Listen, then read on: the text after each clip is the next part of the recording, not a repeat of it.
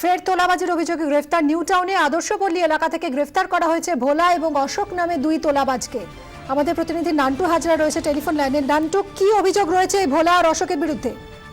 দেখো, প্রথমে বলে রাখি যে গত 20 তারিখে হাতিয়ারা থেকে 6 জনের একটি দুষ্কৃতী দল তাদেরকে গ্রেপ্তার করেছিল নিউটাউন থানার পুলিশ, এবং এদের কাছ থেকে বেশ কিছু আগ্নেয়াস্ত্র এবং এদের কাছ থেকে বোমা উদ্ধার হয়েছিল।